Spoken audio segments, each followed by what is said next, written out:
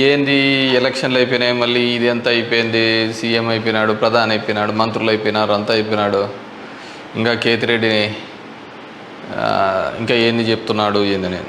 సరే, the beauty of democracy, ప్రజాస్వామ్యం వర్ధిల్లాలని పెద్ద పెద్ద స్టేట్మెంట్లు ఇస్తూ ఉంటాం, అతిపెద్ద డెమోక్రటిక్ నేషన్ అని చెప్తూ ఉంటాం. కానీ ప్రతి చోట కూడా ఏం జరుగుతుంది, ఏం జరిగిందని నేను 2014లో చూసా. దొంగ ఓట్ల ఎక్కించుకునే కార్యక్రమం, దాని మీద విపరీతంగా ఫైట్ చేయడం జరిగింది. తర్వాత దాన్ని ఆధార్ కార్డుతో లింక్ చేయాలని తీసుకున్నారు, కానీ మ్యాండేటరీ కాదు అనేది కూడా ఒక లింక్ పెట్టి తీసుకున్నారు. ఎందుకంటే మనకు అలా దరిద్రం ఉంది. గ్యాస్ సిలిండర్లు కావాలన్నా ఆధార్ కార్డుకి లింకు కావాలా, లేకుంటే ప్రతిదానికి ఆధార్ కార్డుతో ఉండాలి అని చెప్తారు. కానీ ప్రజాస్వామ్యాన్ని నిలబెట్టేది మాత్రం ఆధార్ కార్డుతో మ్యాండేటరీ కాదు అని చెప్పి ఇచ్చినారు. మరి మిగతా దానికందరికీ మ్యాండేటరీ ఎందుకైందో, దీనికి ఎందుకు ఖచ్చితంగా ఇవ్వాలి అనేది మాత్రం మరి ఆదేశించలేకపోయినాయి. సరే, వాటి మీద, దొంగ ఓట్ల మీద అదేవిధంగానే ఇప్పటికీ కూడా ప్రతి నియోజకవర్గంలో 10 నుంచి 20,000 30,000 వరకు దొంగ ఓట్లతోనే ప్రజాస్వామ్యం గెలుపోవటంను డిసైడ్ చేసే పరిస్థితులు ఉన్నాయి. కానీ నన్ను ఎట్లాగో ఎలక్షన్స్ అయిపోయినాయి, ఓడిపోవడం జరిగింది. కానీ దీనికి సంబంధించి ఏ విధంగా ప్రతి ఒక్కటి చోట కూడా ఈవీఎంస్ అనేది ఇప్పుడు పెద్ద క్వశ్చన్ మార్క్. ఏం జరుగుతుంది, ఏ విధంగా అని చెప్పేసి డే 1 ఈ ఎలక్షన్ ప్రాసెస్ అంతా కూడా మనం చూస్తే తప్ప, ఎలక్షన్ ప్రాసెస్ చూస్తే కరెక్ట్ ఎలక్షన్స్కి ఒక వారం 10 రోజుల ముందు, నోటిఫికేషన్కి వారం 10 రోజుల ముందు అక్కడున్న ఎలక్షన్ కమిషన్ మెంబరు గోయల్ అనే అతను రిజైన్ చేస్తాడు. ఎందుకు రిజైన్ చేస్తాడో, ఏ దానికి చేస్తాడో తెలీదు.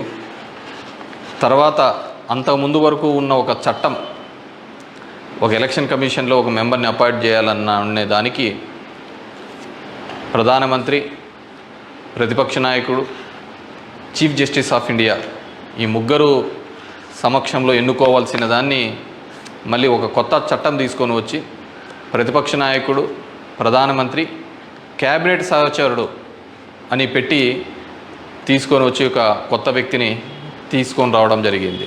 అది మనం అందరం కూడా చూడడం జరిగింది. కానీ ఏం చేస్తారంటే బ్యూటీ ఆఫ్ డెమోక్రసీ, ఏ విధంగా కావాలంటే వాళ్ళ ఆ విధంగా చేయడం జరిగింది. ఈరోజు నేను కొన్ని ఉదాహరణలతో, నేను ఆంధ్రప్రదేశ్ దీని గురించి మాట్లాడితే మీరు ఇట్లా ఓడిపోయినారు కాబట్టి ఏమైనా చెప్తా అంటారు, ఏమైనా మాట్లాడుతూ అంటారు, ఏం అప్పుడు లేదా ఇప్పుడు లేదా అని కూడా మాట్లాడుతూ ఉంటారు. నేను ఇంతకుముందు కూడా చెప్పా, ఏ విధంగా కేవలం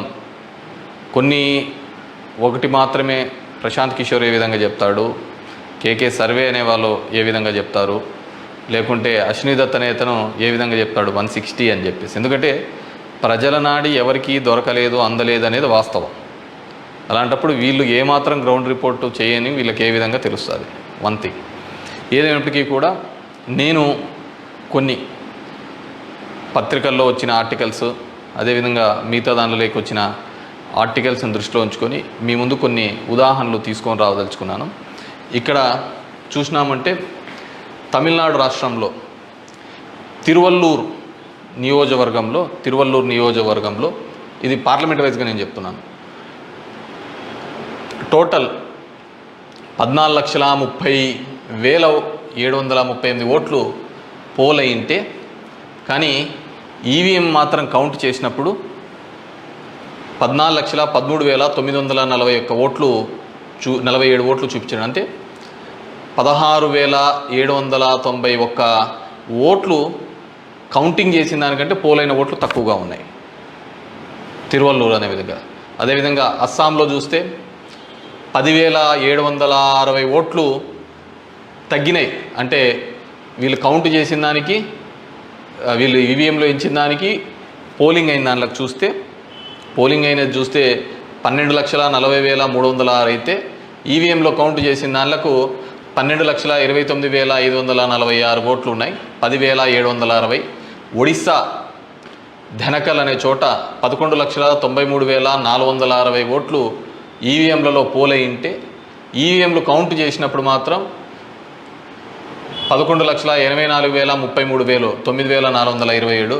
అదేవిధంగా గుంటూరు మన ఆంధ్రప్రదేశ్లో చూస్తే 14,11,989 పోలయింటే కౌంటింగ్ చేసినప్పుడు 14,04,061 ఓట్లు 7,928 ఓట్లు పోలైన దానికంటే ఈవీఎంలలో తక్కువగా కనపడడం జరిగింది. అదేవిధంగా ఎక్సెస్ వచ్చినాయి, అంటే పోలైన దానికంటే ఈవీఎంలలో ఎక్సెస్ రావడం జరిగింది. ఆ సంఖ్య చూస్తే అస్సాంలో కరీంగంజ్ అనే చోట చూస్తే 11,36,538 ఈవీఎంలలో పోలయింటే ఎంచే టైంకి 11,40,349 అంటే 3,011 ఓట్లు పెరిగినట్టు కనపడినాయి. అదేవిధంగా ఒంగోలులో చూస్తే ఈ 13,99,707కి కౌంట్ చేసినప్పుడు 14,11,174 ఓట్లు. అదేవిధంగా ఒడిశా దాంట్లో బలాస్పూర్, మధ్యప్రదేశ్లో మండ్లా, అదేవిధంగా బీహార్లో బుక్సర్, ఇవన్నీ చోట పోలైన ఓట్ల కంటే ఈవీఎంలలో పెరిగిన ఓట్లు ఇవి. అదేవిధంగా ఇక్కడ పోలైన ఓట్ల కంటే ఇక్కడ తగ్గిన ఓట్లు. ఇది ఓవరాల్గా కూడా చెక్ చేసుకుంటే వచ్చిన విషయం. రెండో దానికి చూస్తే టోటల్ ఈ విధంగా చూస్తే దేశవ్యాప్తంగా 140 నియోజకవర్గాల్లో ఈ విధమైన ఓటు డిఫరెన్సెస్ జరిగినట్టు మొత్తం దీనిలో ఫామ్ 17సికి దీనిలోకి చెక్ చేసిన చోట మనము చూడడం జరిగింది. పైకెత్మా. అదేవిధంగా ఈ విధంగా 16,000 ఓట్ల నుంచి ఈ విధంగా చేయడం జరిగింది. మే 25 ఈసీ రిలీజ్ చేసిన దాని ప్రకారము ఒక్క నిమిషం, ఇవన్నీ కూడా చిన్నవి మాక్ ఓటింగ్లలో జరిగినవి ఇవన్నీ అని చెప్పేసి వాళ్ళు చెప్పడం జరిగింది. ఇంకా ఏమంటే ఫామ్ 20 ఇంకా ఇంతవరకు ఆన్లైన్లో కూడా అప్లోడ్ కాలే. మామూలుగా ఇవన్నీ ఆన్లైన్లో అప్లోడ్ కావాల్సిన విషయం. ఎందుకు అవన్నీ చెప్పచ్చు, లక్షల మెజార్టీలలో వస్తున్నప్పుడు ఈ 1000, 2000, 3000 ఎందుకు ఈ విధంగా అని చెప్పేసి నేను దానిలో కూడా కొన్ని ఉదాహరణలు చెప్తాను. దీనిలో సంబంధించి చూస్తే మొదటిది ముంబై నార్త్ వెస్ట్ మహారాష్ట్ర దానికి సంబంధించి మొత్తం ఈవీఎంలలో పోలైన ఓట్లు 9,51,580 ఓట్లు మొత్తం పోలైనాయి.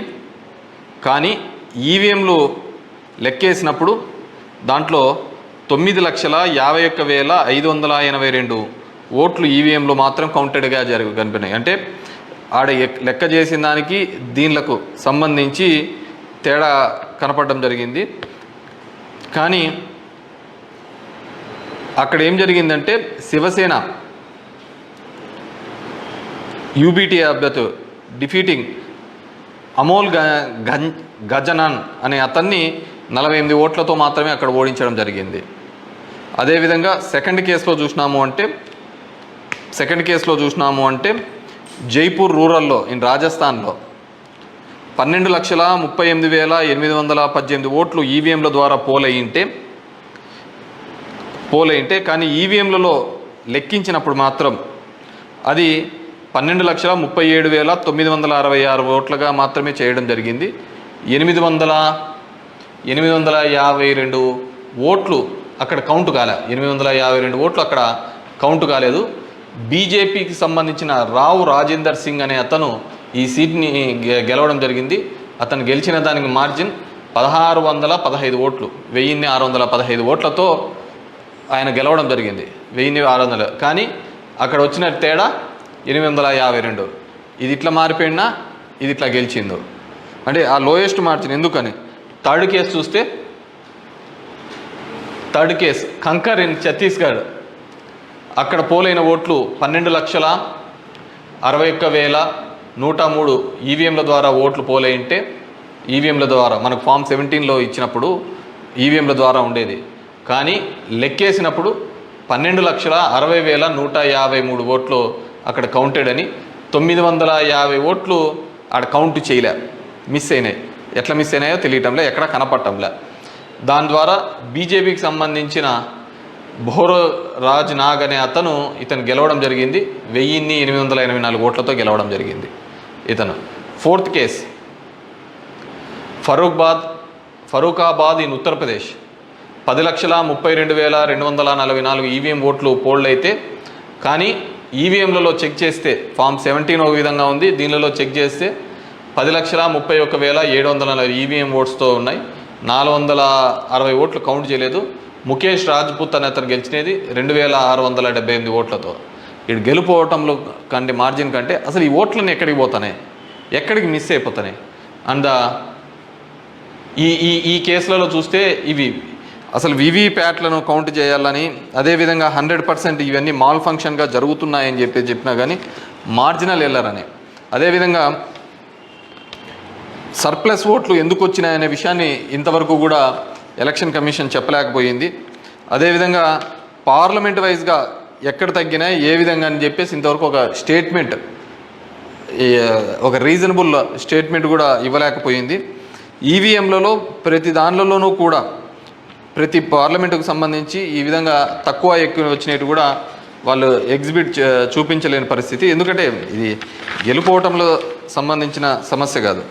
ఎలక్షన్ కమిషన్ ఇంకా ఫామ్ 20 అనేది అప్లోడ్ కాకపోవడం, ఎలక్షన్ కమిషన్ కేవలం ఒక 10 రోజుల ముందు ఎందుకు అతను రిజైన్ చేసినాడు, ఏ కారణాల వల్ల రిజైన్ చేసినాడు, ఎన్నుకునే పద్ధతిలో పాత పద్ధతిని తీసేసి కొత్త పద్ధతి ద్వారా ఎందుకు ఎన్నుకోవాల్సి వచ్చింది, ఎందుకు మిగతా వాళ్ళందరూ కూడా చాలా అర్లీగా ఇది 400 అని ప్రిడిక్ట్ చేస్తూ ఒక భావన చెప్పడం.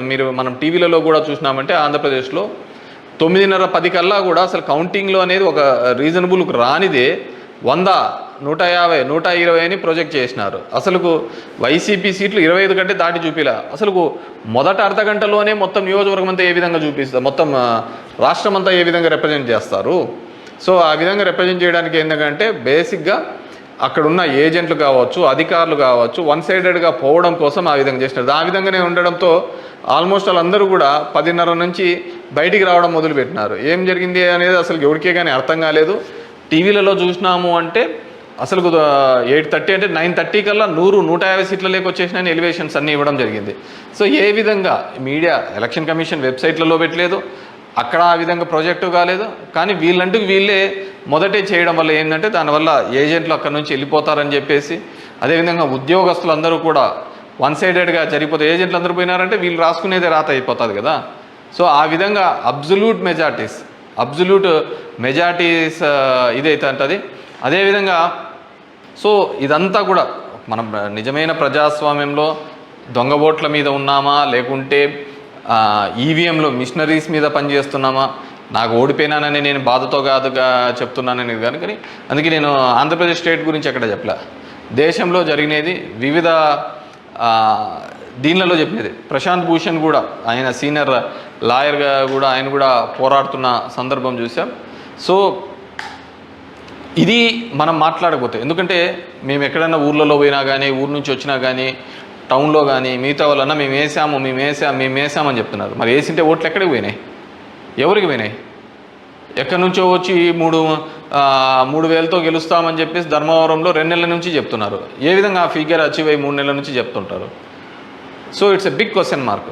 సో దెర్ ఈజ్ కంప్లీట్లీ ఏదో ఒక సెక్షన్లో అయితే మ్యానిపులేషన్ జరిగింది. ఇప్పుడు ఏం చేసేది ఎందుకు కాదు, కానీ జస్ట్ ప్రజలందరూ కూడా మనం అందరం వివేకంగా ఆలోచించుకొని డెమోక్రసీ ప్రజాస్వామ్యాన్ని ఇదే పెట్టుకుంటూ పోతా అంటే మోడీ 3 అవుతుంది, మోడీ 4 అవుతుంది, మోడీ 5 అవుతా ఉంటుంది. ఇంక జనం యొక్క ఓటుకు దాని విలువకు ఎటువంటి విలువ ఉండలేని పరిస్థితి మనం చూడగలుగుతాం. So these are all planned and స్క్రిప్టెడ్గా అంతా కూడా జరిగిందని పూర్తిగా నేను నమ్ముతున్నాను. పబ్లిక్ జనం కూడా అదే విధమైన ఆలోచనలతో ఉన్నాయని నమ్ముతున్నాను.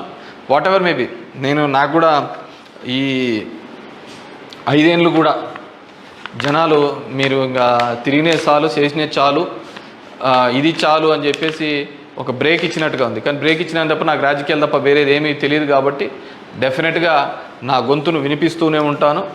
అన్ని విధాలుగా కూడా ఎక్కడెక్కడ ఏ తప్పులు జరుగుతున్నా కానీ, అది నియోజకవర్గ వ్యాప్తంగా కావచ్చు, రాష్ట్ర వ్యాప్తంగా కావచ్చు, దేశవ్యాప్తంగా కావచ్చు, ఖచ్చితంగా ఇంకా ఇట్లా కాకుండా నేనేం వేరే వాళ్ళను బూతులు తిట్టేది ఇంకోటి ఆ అవసరం లే. జనాలకు ఎంతో కొంతమంది కన్నా సరే నాకు తెలిసిన విషయాన్ని షేర్ చేసుకోవాలనేది ఒక ఆలోచన విధానంగా అనుకున్నాను. డెఫినెట్గా ఐ విల్ కంటిన్యూ దట్. ఎందుకంటే చూస్తున్నాం అక్కడక్కడ జరిగినవి ఇవన్నీ కూడా. ఐ వాంట్ టు గివ్ ఎన్నుకున్న ప్రభుత్వానికి కూడా వాళ్ళకు కూడా మనం కూడా ఒక 6 months మనం కూడా టైం ఇవ్వాలి. వాళ్ళు ఏం చేస్తారు, వాళ్ళు ఇచ్చిన మాటను ఏం చేస్తారు, ఏ విధంగా కట్టుబడి ఉంటారు అనేది చూడాలి. ఎన్నెన్నో వాగ్దానాలు ధర్మవరానికి ఇచ్చినారు, రాష్ట్రానికి ఇచ్చినారు, చాలా వాగ్దానాలు ఇచ్చినారు. కానీ అవి ఎంతవరకు నెరవేరుస్తారు, లేదు కేవలం కక్ష సాధింపు చర్యలతోనే మిగిలిపోతారా, ఇవన్నిటినీ కూడా కాలమే సమాధానం చెప్తుంది. సో అప్పుడు end of the day who is the best అనే పద్ధతికి మనం అందరం కూడా మాట్లాడుకుంటామని చెప్పేసి తెలియజేసుకుంటూ, ఈ ఈవీఎంస్లో జరిగిన ప్రతి ఒక్కటి కూడా మీ దృష్టికి తీసుకొని రావాలనే ఒక ఆలోచన. నాకు తెలిసిన డిఫరెంట్ పేపర్లలో ఆర్టికల్స్ డిఫరెంట్ వాళ్ళు ఇచ్చిన ఇన్పుట్స్ ప్రకారం నేను చెప్తున్నాను. సో ప్రతి ఒక్కరికి ఓటు హక్కు కల్పిస్తానన్న ఈసీ మరి ఇన్ని టోటల్ ఓట్లు వేసిన దానిలో చూస్తే దేశవ్యాప్తంగా 362 నియోజకవర్గాల్లో 5,54,598 ఓట్లు మిస్ అయినాయి, కనపడటం లేదు. అది అంటే అది హెచ్చు తగ్గుల్లో కావచ్చు, దీనిలో కావచ్చు, కరెక్ట్గా రాకుండా అన్ని ఓట్లు మిస్ అయినాయి. మరి ఈ ఓట్లని ఎక్కడికి పోయినాయి? సో ఇదే పద్ధతిలోనే మొత్తం నడవాల్సిన పరిస్థితే అనేది కూడా మనమందరం కూడా ప్రజాస్వామ్యంలో ఉన్న ప్రతి ఒక్కరు కూడా మనమందరం కూడా ఆలోచించుకొని భవిష్యత్తులో దీని మీద మాట్లాడకపోతే నిశ్శబ్దంగా ఉన్నాము, వచ్చింది మన గవర్నమెంట్ ఎగలాడదామని, ఇంకోటి వచ్చింది ఇది అని చెప్పేసి వాళ్ళు చేసినారు. సరే, సదరన్ పార్ట్ ఆఫ్ ఇండియాలో కొత్తగా తీసుకొని వచ్చినారు, కులం మతం అనే దాని మీద రాజకీయం తీసుకొని వచ్చినారు.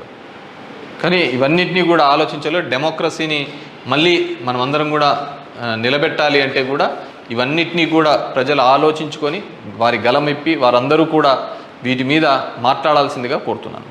Thank you.